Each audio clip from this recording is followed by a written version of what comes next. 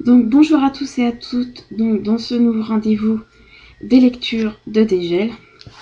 Donc nouveau rendez-vous mensuel dans lequel je vous présente les livres que j'ai lus et chroniqués, les livres que je lis mais que je ne chronique pas, et mes nouvelles acquisitions. Et ce mois-ci je vous présentais peut-être les livres que j'aurais peut-être l'intention de lire pour le mois d'avril. Donc c'est parti.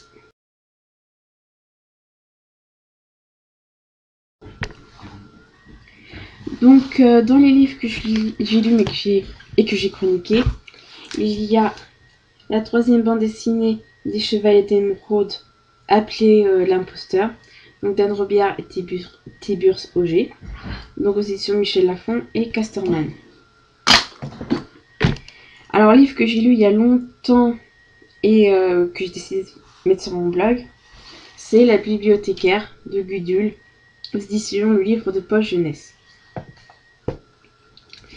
Et un livre que j'ai lu que ce mois-ci, un roman, parce que je n'étais pas tout à fait bien. Il y avait des choses qui faisaient que je n'avais pas trop envie de lire ce mois-ci. Donc ce livre, roman que j'ai lu ce mois-ci, c'est L'Enchanteresse, dernier tome de la saga Les Secrets de l'immortel Nicolas Flamel de Michael Scott aux éditions Michel Lafon.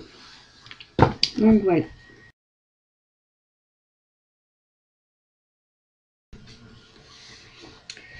Donc dans les livres que j'ai lus mais que je chronique pas, il y a 5 mangas. En fait, pourquoi je chronique pas les mangas un par un? Parce que tout simplement la série en elle-même, j'ai fait une chronique, donc je vois pas trop l'intérêt de voir détaillé pour chaque tome. Donc voilà, j'en vois pas trop l'intérêt, donc j'ai chroniqué la série en elle-même. Donc il y a 3 Sensei Azules Canvas, donc c'est vrai que depuis le temps vous les connaissez. Ils sont de Masami Kurumada et Shiori Toshirogi aux éditions Kurokawa. Il y a donc le tome 4, le tome 18 et le tome 19. Donc c'est vrai que les dessins sont vraiment très bien faits en eux-mêmes. Hein. Pour vous donner un exemple. Et il y a 2 tomes de la saga Les Chevaliers du Zodiaque. Donc c'est seulement de Masami Kurumada et publié chez Kana. Il y a donc le tome 15 et le tome 27. Donc c'est vrai que les dessins aussi de cette série sont très bien faits. Voilà un exemple.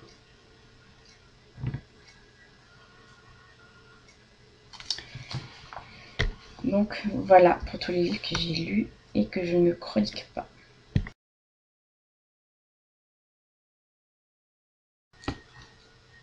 Donc dans mes dernières acquisitions, en premier il y a déjà évidemment la BD, donc des Chevaliers d'Émeraude. Et pour ceux qui me suivent sur Facebook du blog, vers mi-mars, j'ai acheté pour 3 € 8 livres, donc d'occasion.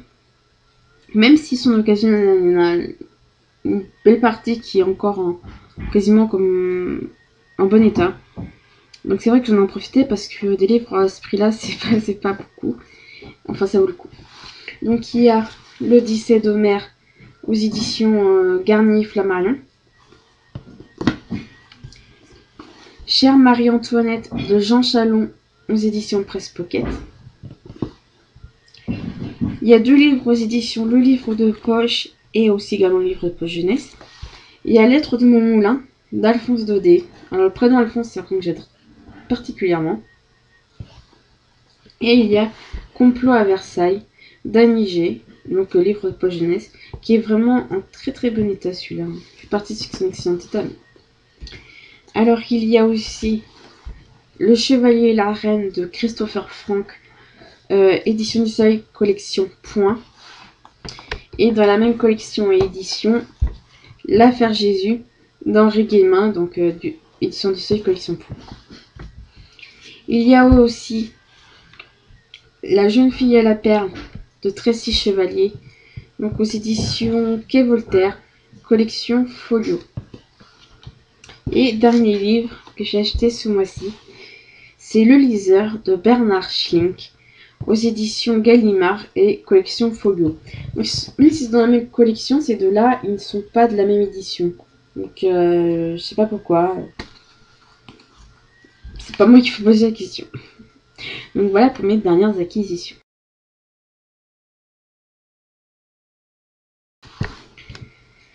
Donc c'est vrai que ce mois-ci, je me lance vraiment un gros défi. Parce que j'ai l'intention de lire 4 romans. Alors, 2 qui sont... que je puis vraiment les lire parce que ce sont des livres qui ne sont pas à moi. Donc c'est pour ça. Il y a donc 2 livres que je vais lire. Déjà, si je lis 3 livres, c'est déjà pas mal. Donc il y a La brûlure du phénix de Stephen Penn. Enfin, je sais pas comment on prononce ce prénom. Voilà. Édition Nemos.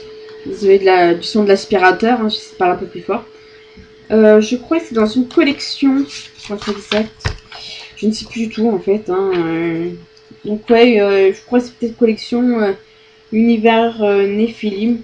Mais enfin, s'il faut, je vous mettrai toutes les informations de l'article une fois que je l'aurai lu.